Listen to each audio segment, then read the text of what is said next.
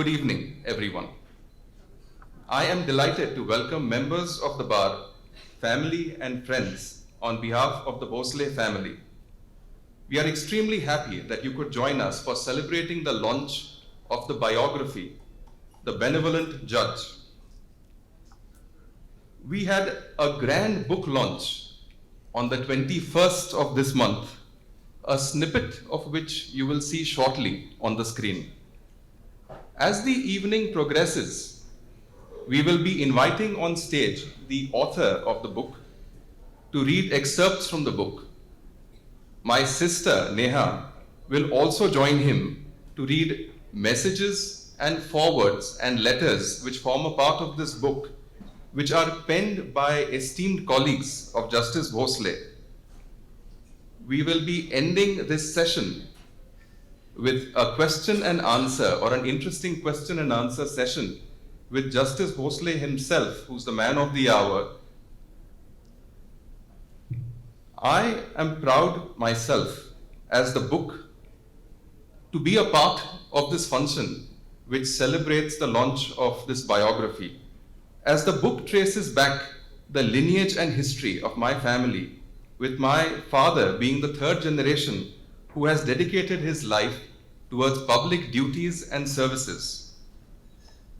It is no mean feat for 3 generations of the same family to have been in different roles of a prisoner in the jail, a legislature, and members of the judiciary. The book has a chapter on Justice Bhosale's lineage which intrigues me. I have a distinct memory of my grandmother's father, or my great-grandfather, Shri Tulsidas Jadhav, who lived till the age of 98, talking to me about his days at Yeroda jail. My nascent mind then could only think that he must have done something terribly wrong for the police to have arrested him and put him behind bars. My grandparents got engaged at Yeroda jail since my great-grandfather, who was a freedom fighter, was incarcerated there for activities during the freedom struggle. That point marks the beginning of the journey of my grandparents' life. This book further goes on to narrate Justice Bhosale's life as a student of Government Law College, to his days at the bar as an advocate, and eventually his elevation and journey as a judge of 4 different high courts of this country, at Mumbai, Bangalore, as the acting Chief Justice of Andhra and Telangana, and finally as the Chief Justice of the Allahabad High Court. Another part of this book that is of personal interest to me is the portion which deals with the civilian airport at Allahabad. For those of who do not know, my wife and her family hails from Allahabad. In my early days of marriage, I would often joke to her that it was easier to reach Singapore or Dubai as compared to Allahabad, which took almost 24 hours by train. When my father took over as the Chief Justice of the Allahabad High Court, he had before him a public interest litigation that dealt with the issue of the proposed civilian airport at Allahabad. He was very proactive and passed many orders and directions on the judicial side, which ultimately gave Allahabad its first civilian airport.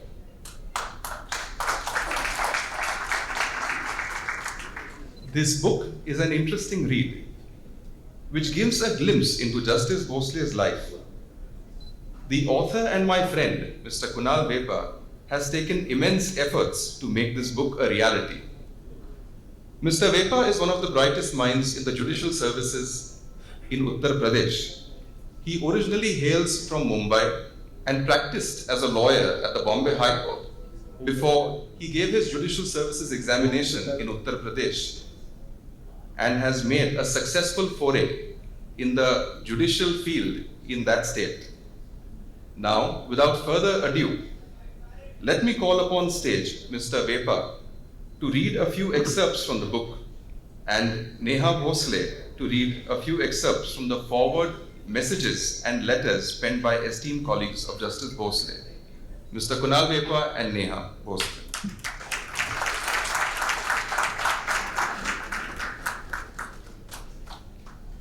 Kunal, why don't you take the mic? Before, Kunal, you read the excerpts from the book, I had two questions from you, which I am sure that the audience also is intrigued to know. What inspired you to pen this biography? Can you explain to us? At the very outset, good evening all.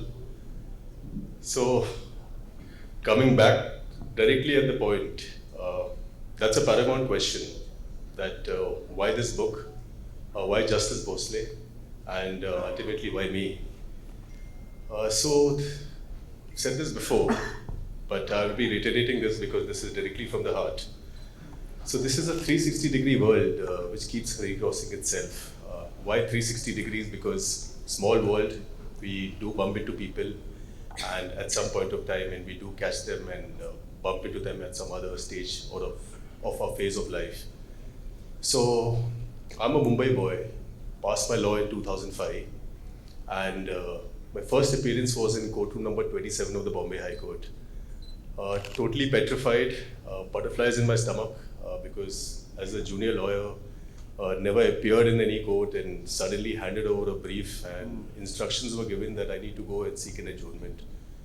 But the Honorable Judge had some other plans, and he asked me to argue it out. And shattered me for a while, but the judge was quite magnanimous, very kind to me.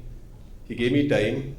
He asked me to go through the papers, and he said he put a caveat that it's you who's going to argue the matter, no adjournments, no seniors.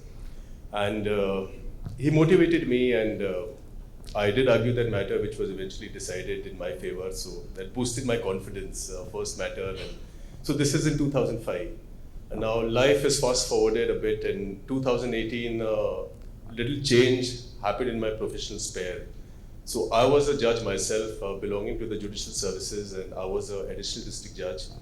The venue was a district court where an alternate dispute resolution center had to be inaugurated by the then Chief Justice. And the then Chief Justice was none other than Justice Dilip Bhosale. And it was a blast from the past for me, because my Chief Justice happened to be the same honorable and puny judge who had presided over courtroom number 27 of the Bombay High Court, before whom I had registered my very first appearance. So I was introduced to him, and but we never met for some reason. It was only after he demitted office, I met him at New Delhi, and I was told by somebody that he wanted somebody to write something about his tenure.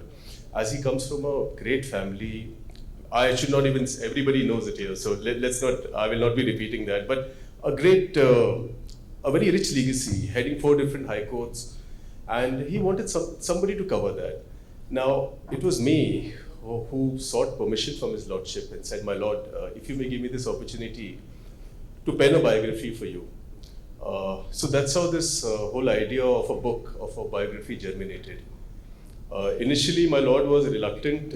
He said, look, you're going to write for the Chief Justice, and can you really do it? And I said, my lord, please have confidence in me, and I'll not do injustice to this book. Though as a writer, I've never written a book. I'm a rookie writer, and but I said, I'll do it, and I'll do it to the best of my abilities, and I'll live up to those standards. So my lord really liked that confidence inside me, and maybe that is the reason he entrusted this task to me.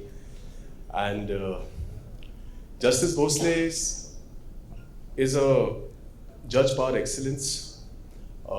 His magnanimity, his charismatic authority, epitomizing humility, humbleness, and the most important thing, he's a man with a golden heart. We don't come across such people. So he's a complete package, and I can quote from Hammurabi, the 12 tables. I can quote from the Arthashastra and talk about qualities of a judge. But I would just say that he's a perfect example, a perfect package. And these were few of the many qualities inside him which inspired me to write this book. Thank you, Kunal, so much for that lovely answer. Could you also tell us one more question before you can go, read some excerpts from the book? What was the process that you went through to collect all this material and facts that ultimately culminated into this book? Well, I think penning a book is a Herculean task. Calls for a lot of research, collecting material, presenting facts. And I believe writing a biography is a mammoth task because the life of the subject has to be mirrored and animated in its proper context. So, me and Justice Bhosale, the primary source is information provided to me by Justice Bhosale. So we spoke for almost more than 70 hours on the phone. Those were COVID days when I had started this. Followed by several visits to Mumbai because I was posted in another city. To add to that, I spoke to a lot of colleagues of Justice Bhosale, a lot of sitting judges from the Supreme Court, High Court, who had shared bench with his lordship, and different high courts, whether it was the Bombay High Court, Karnataka High Court, Andhra Pradesh High Court. So that's how I got a proper perspective about Justice Bhosale. I spoke to almost all the registrar generals of every high court where Justice Bhosale had been. Collected a lot of material which is reflecting in this book. Followed by talking to his family members, a lot of people who know him very closely.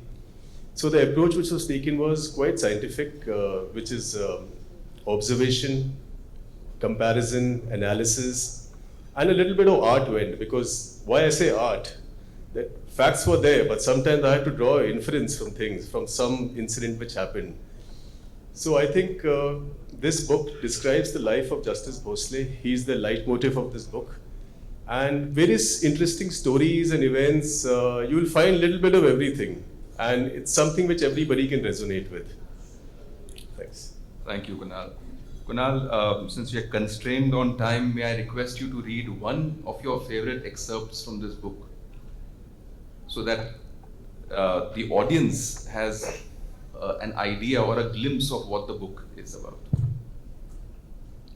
There is not one, I would say. There are many which, if I have to say favorites, but seeing the profile of the crowd, so I've chosen two excerpts. So when Justice Bhosale got elevated as a judge of the Bombay High Court, so this is an incident which happened in those days.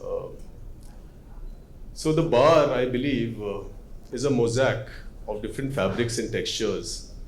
You have people from all walks of life. So this is an incident which occurred in his life. So when he was elevated as a judge of the Bombay High Court, our advocate walked up to him and he said, you're going to hand over all your briefs to me and I'll give you a consideration for that. And this is a prevalent practice. So on that aspect, I have a little paragraph. So with the permission of all, I would like to read it in verbatim. So it goes like, another interesting event which ought to be mentioned is that when Justice Bhosale was winding up, a well-known lawyer who was a friend of his turned up in his office and in the course of talks offered him a very attractive amount in lieu of his briefs. In other words, he intended to take over all the pending legal cases and files of Bhosale for a consideration. He was ready to give half of the amount immediately and the residual after the transfer of cases and signing of the Wakalatnama. The advocate confidently said that this is a prevalent practice and therefore Justice Bhosale should not deviate from this customary practice. This conduct and preposterous act of this very senior advocate had zapped Justice Bhosale. And he said to him that this so-called customary practice is alien to him. And there are 11 juniors working for him. And in all probability, the spoils will be equally distributed amongst them. Thus, the said offer of the gentleman advocate was politely declined.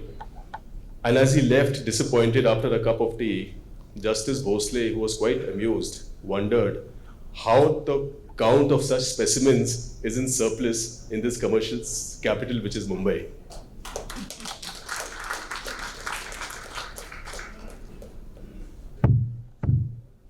Chosen another excerpt because we are paucity of time. So this was when Justice Bhosale was a puisne judge of the Bombay High Court. My lord had a tenure of 10 years in the Bombay High Court, more than 38,000 judgments, 10 full bench judgments, 7 which he authored. He was new as a judge, in his 40s, but he was not a yes man. So when sitting in division bench, he had the guts to actually write dissenting judgments and coming out with differing opinions. And he passed several dissenting judgments. So on that little aspect, I have something which I'm going to read in verbatim. Albert Einstein once said, "Blind belief is the greatest enemy of truth." Justice Bhosale was not a person who would give a servile display of exaggerated flattery. In other words, he was not a fawner. He stood for verity and expressed dissent whenever something did not agree to his conscience. This attitude was also reflected as a judge. Even when he sat with senior judges in full bench, he was never a sycophant or a yes man, but on the contrary, expressed divergence and dissent if legally permissible in the interest of justice. This attitude of his at times earned him the wrath of senior judges and gave rise to ego tussles. As a person, he always adhered to the convention and respected his seniors, but as a judge on the bench, he engaged in constructive debates and deliberations while settling the final draft of the judgment. So, I will not take names, one will find those names in these books, but he differed with a lot of people, very senior judges who he sat with. Because for him, upholding the rule of law and the majesty of law was the sine qua non. Thanks. Thank you. Thank you, Kunal. May I? There are many interesting aspects and stories.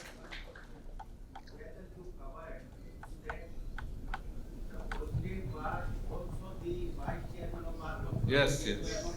Sir, there is a full chapter at the bar. You have not stated here. That was the opening. I can, sir, talk all night about this book because I said there's everything for everybody. You inside. from lawyer, you just made him the judge of the High Court. Paucity of time. I was told I have only 7 minutes. Mr. But you will have to read the book to get immersed in interesting facts. Mr. Agarwal Thank you. has seen Justice Bhosale so closely during his bar council days. I'm sure he can pen a book only on that. But thank you so much, Kunal. May I request a round of applause for the author, Kunal Rekha. Thank you. May I call upon the stage now Neha Bhosale to read some of the excerpts from the forwards, messages, and letters that form a part of this book. There are 2 forwards which are written by very dear friends of my father, Justice Bhosale. The first forward which I would like to read is of Justice Gavai. It reads, "I have had several friends across the legal spectrum, but I can say with certitude that one of them is very special and stands apart. It is none other than Justice D.B. Bhosale, who is the owner of multifaceted personality." He further writes, "Humbleness, benevolence, erudite knowledge, intellect, impeccable integrity, compassion, empathy, skills are some of the attributes of a good judge, and without hesitation, I can say that Justice Bhosale's multidimensional personality abundantly possesses all these attributes in totality." Further, Justice Vikram Nath, who is also a very, very dear friend of Justice Bhosale, has said, "My friendship with Justice Bhosale goes a long way back." He further writes, "The way he went about the Herculean task of administering the judiciary in the state of Uttar Pradesh was truly remarkable. The ability to take quick decisions on his feet and find effective solutions, extremely sensitive and critical issues, was one of his greatest strengths." There are also 10 messages that you will see in this book. Some of these messages I would want to read. The first message is of Dr. Justice D.Y. Chandrachud, the sitting Chief Justice of India. The conclusion part which he has mentioned is, "Justice Bhosale has a persona which reflects a sense of optimism and cheer. His work and amidst the legal fraternity and judiciary reflects his commitment to the legal landscape of the nation. Justice Kishan Murari, who is also the judge of the Supreme Court, has in his message titled "Straight from Heart" written as, "My chief, as that's how I address him, even today, is a magnanimous figure."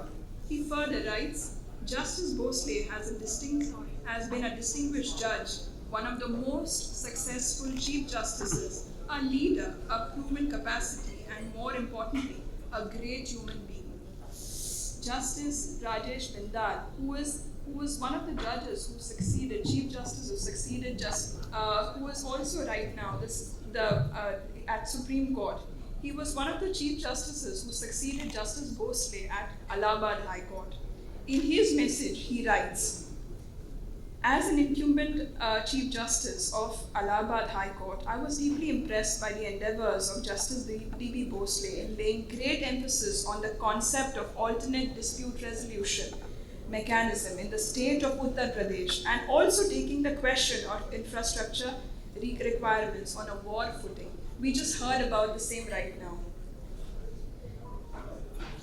Now, another dear friend of my father, Justice Prasanna Varale, who was also sharing the bench with my father, he writes in Marathi about 4-pager message, and his message titles Karma Yogi Nyaya Murti Shri Dilip Bhosale. He writes in Marathi, I will read it.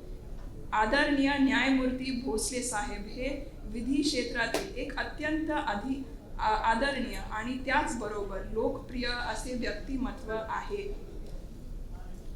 Justice Varale was also sharing the bench with my father. Now, back to our dear Chief Justice of our court, Justice D.K. Upadhyay. Justice D.K. Upadhyay has also written a 3-page forward message. He writes, "My chief, as I address Justice Bhosale fondly, the speed at which he arrived at judicial conclusions immediately after arguments were over was remarkable."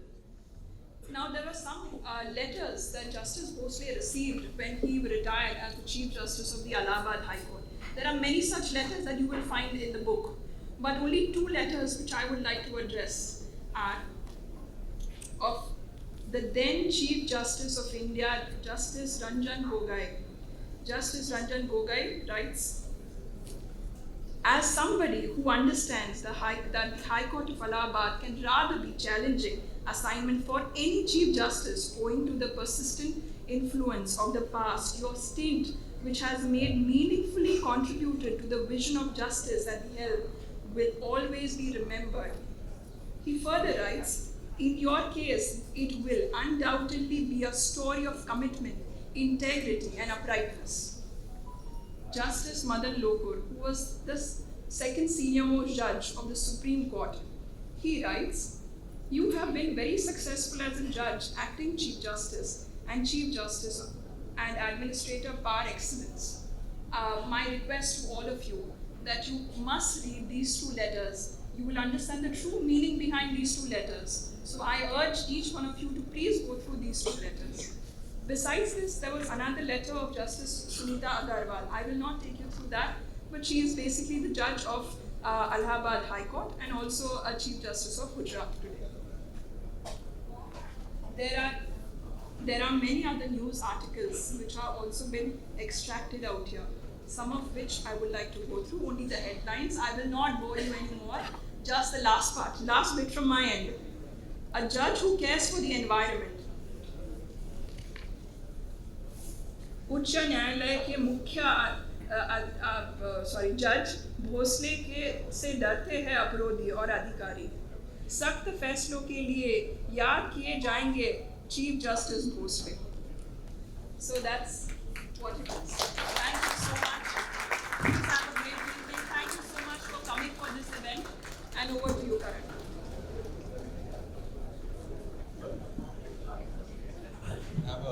Thank you, Neha.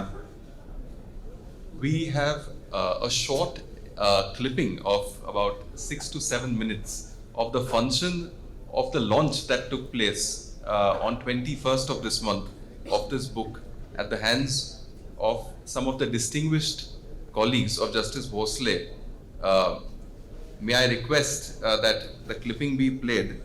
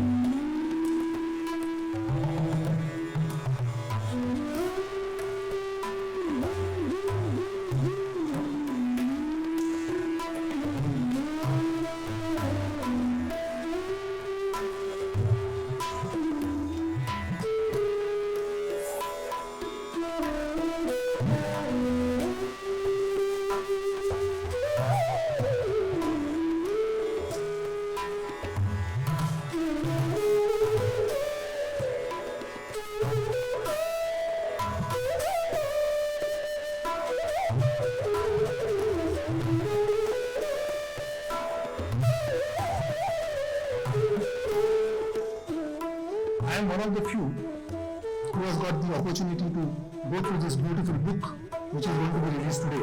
This book spans across Justice Bhosale's life, both professionally and personally, and being committed on behalf of the Bhosale family to the author, the publisher, the designer, and the photographer of this book for making this book a reality. I have seen my father start the day at 4 a.m. and end it by almost 9-10 in the night, and being committed throughout the day, each day, including weekends and holidays, to advance the wheels of justice.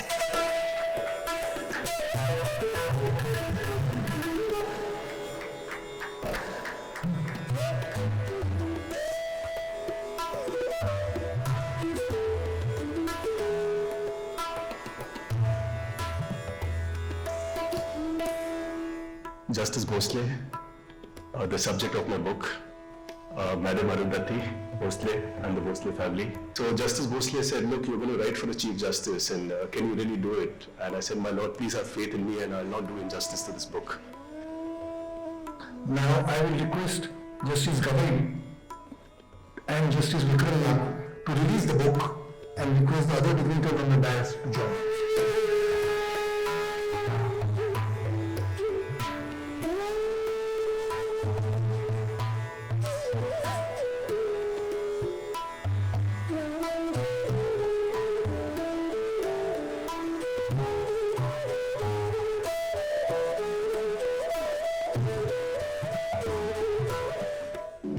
I will now request Justice Pankaj Mittal to felicitate the author, Mr. Kunal Wood.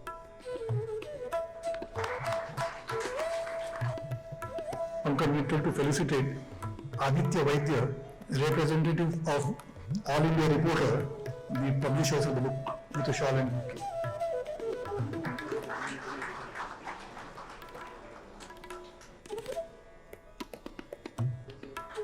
Justice Prasanna Vaidale to felicitate the book designer Dipti Gora.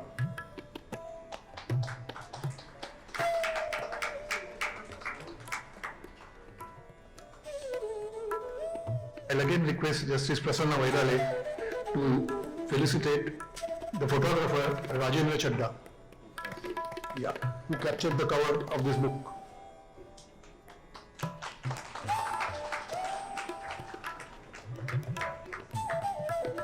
Very good morning to you all.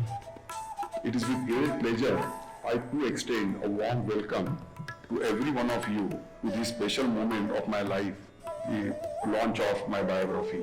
Brothers, your presence today for the launch of my biography has made the event more special. I'm grateful to all those who have been a part of my long journey, having spent 43 years in the field of law, little more than 2 decades as a lawyer, profoundly for the first time in my life, openly expressing my feelings for my best friend and my wife Arundhati.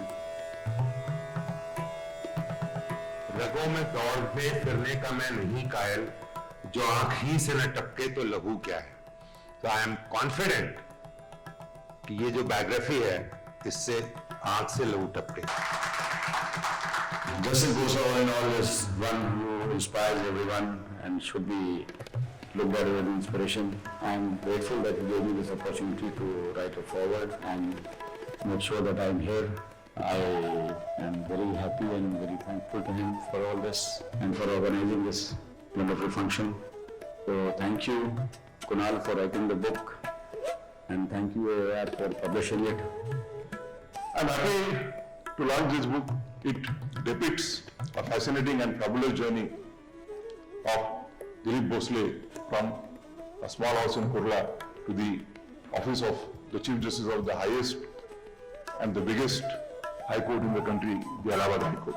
There is an incident mentioned in the biography with regard to a tussle between Principal Balsara and the then eminent jurist, a legendary Ram Jethmalani, and how he took a stand in support of Principal Balsara.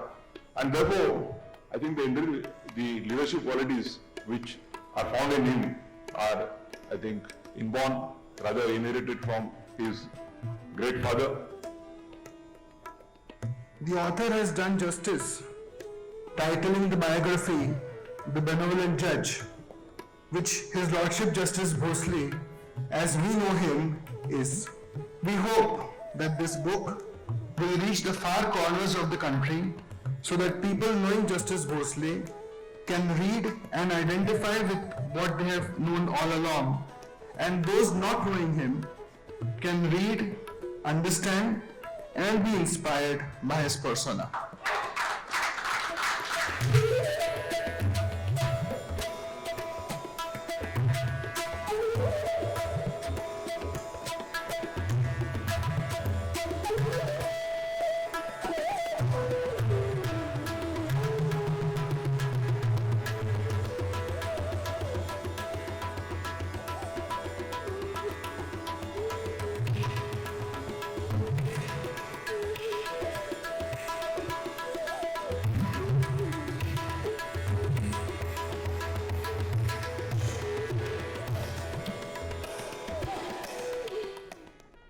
Thank you everyone for your patience. Now this brings us to the last leg of today's program, the Q&A session with Justice Bhosale himself. May I now request Justice Bhosale to come up on the stage.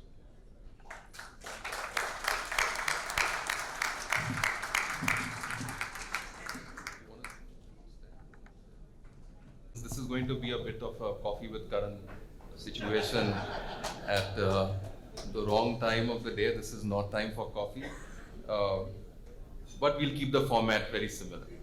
So may I request Justice Bhosale also to keep his answers crisp so that we can advance through all these questions as quickly as we can. Because that's right. And that also brings in a level of authenticity and genuineness so that he doesn't get too much time to think. It's a rapid fire, that's right. We will come to the Okay, so the first question is this. You seem to have written few dissenting judgments while sitting in the division bench and full bench. Can you tell us one of your experiences about them? Yes. Before I answer your question, let me also extend warm welcome to all of you for being a part of this function and also part of my life. I thank you very much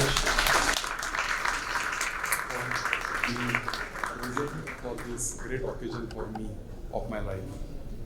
Now, coming to the question, of course, I did write a lot of dissenting judgments during my entire career as a judge, and except one, my view in all those dissenting judgments were upheld by either division bench or by the Supreme Court. Now, one of the incident which I would like to say in very short, because I have seen a friend of mine, that advocate appeared in the matter, is also present in this function. We were hearing our division bench, I was in division bench, and we were hearing one appeal arising from the order of the family court. For husband, Mrunal Deshmukh was appearing, and for wife, Seema Sarnaik, who is present here, she was appearing. Matter we heard for about more than 2 hours during first session. And after the lunch break, when we were going to the court for hearing it further, I just casually asked my senior colleague, what do you think, what we should do in this case? He said that, Brother Bhosale, I think we have to dismiss the appeal. Then I said that if that is your view, I would like to ask few questions to get myself satisfied to agree with your view. He said, why? I said, I want to ask you. He said, go ahead. So after recess, I continually, almost 1.5 hours, asked several questions to both the lawyers. And then after about 4:30, I told my senior colleague that I can't agree with your view. I think we will have to allow this appeal. He said, he did not even look at me, unfortunately. He just lifted the bundle of papers and banged on the table and said that I am dismissing the appeal. I also followed him. I said I am allowing the appeal. Then we both wrote the judgments, and the matter was referred to third judge. Bilal Nazgi was the third judge who upheld my view. Seema Sarnaik is present here. She would definitely endorse this, what happened in the court. Yes, you can ask. So we have a lot of junior lawyers over here. From their point of view, what would you say as a lawyer was the turning point in your life? Yes. See, when I joined the bar, I remember even today, there were 4 ministers' children, including me, were in the bar. And some of the old friends here would definitely agree with me that there was a practice prevalent which is known as Mantralaya practice. I remember one day one advocate came to me who was not regularly practicing a high court, but I knew him very well. So he came to me and he said that, Dilip, I want you to accompany me tomorrow. We are going somewhere. I said, where? He said, I will let you know tomorrow. So he next day came around 12 o'clock and he said, Dilip, come on, come with me. So I started walking. He said, no, remove your jacket, black coat and bands. So I removed that and I went with him. When I went downstairs, one Mercedes car was waiting for us. And for the first time in my life, I sat in Mercedes car on that day. And we went to one hotel, you all know it, I need not name, opposite to Gaylord, I think 3 or 4 star hotel. When we went there, owner of the hotel was waiting for us. He took us to the owner's suite. There we had a sumptuous lunch.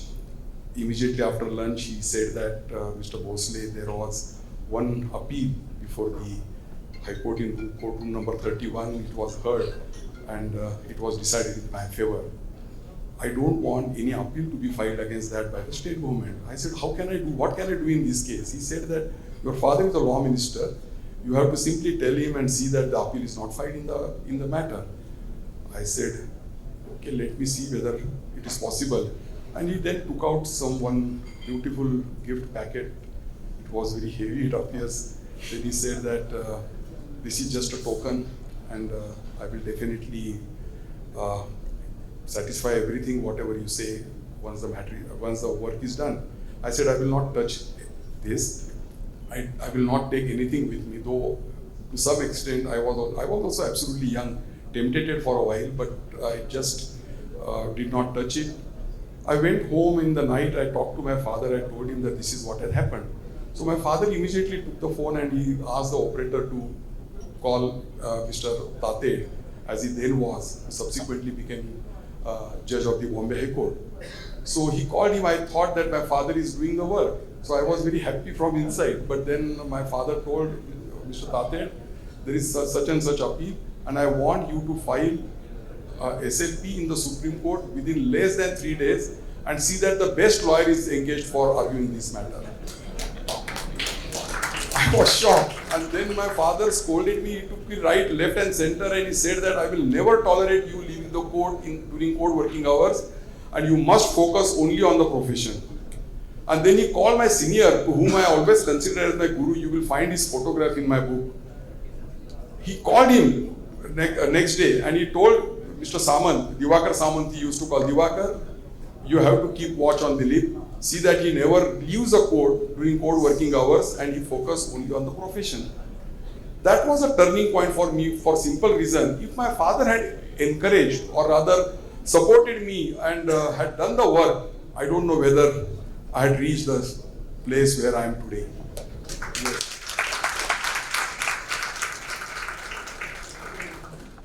You were the Chief Justice of the Allahabad High Court.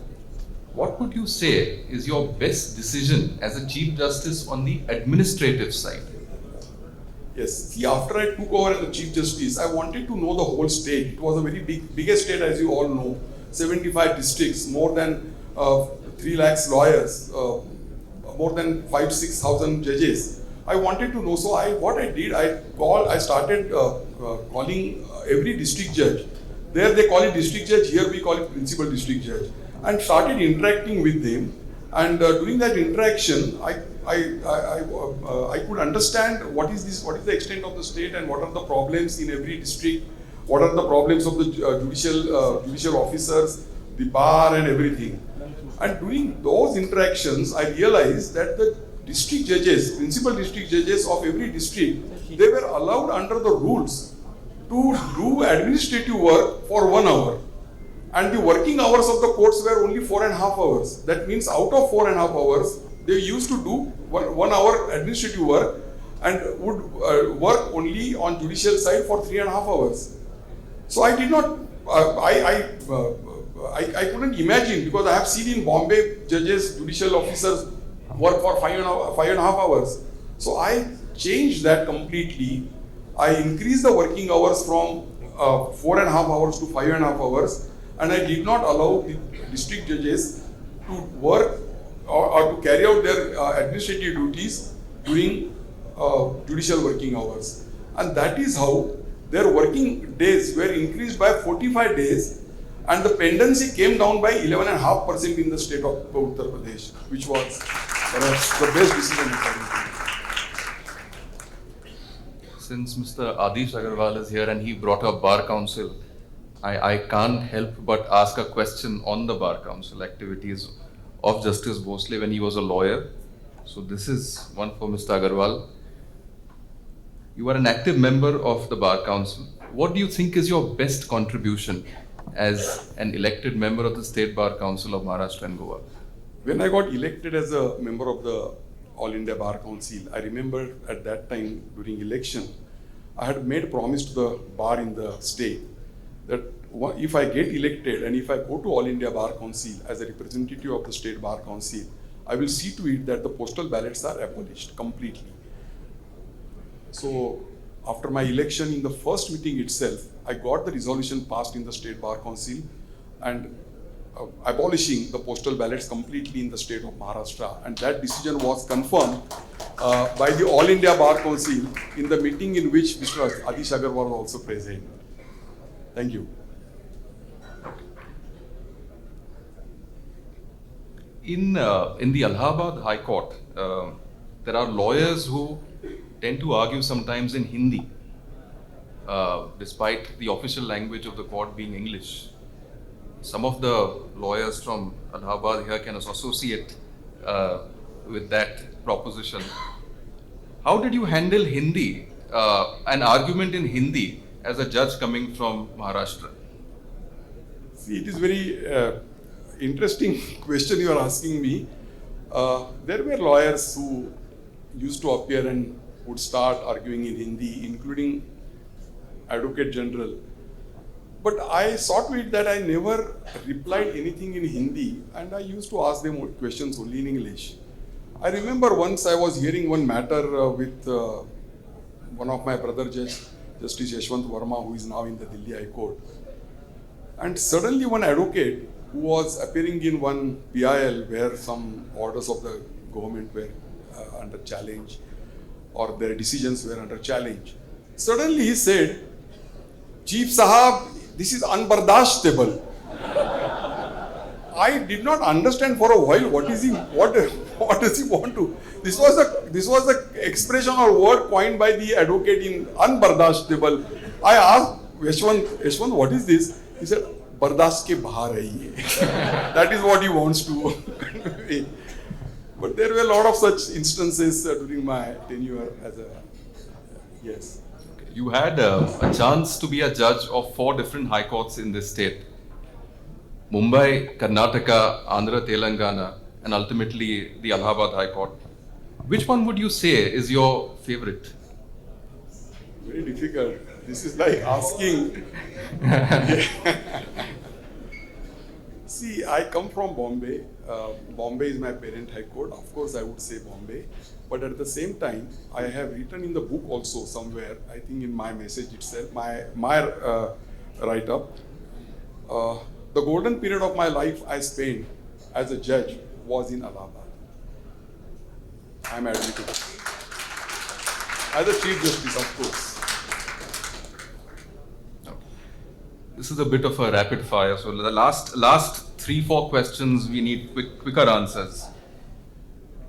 Who's your favorite senior judge on the bench that you shared the dais with? Justice Lodha. Why would you say that Justice Lodha is your favorite According senior to me, judge? he was a brilliant judge I came across during my 18 years tenure, and I learned a lot from him. I remember even today, I got one compilation of his orders and judgments prepared, and I used to go through it. Though I couldn't follow him completely in his language or the way he used to write judgments, but I definitely made some attempts on some occasions. If you were not a judge, what would you be? Perhaps politician.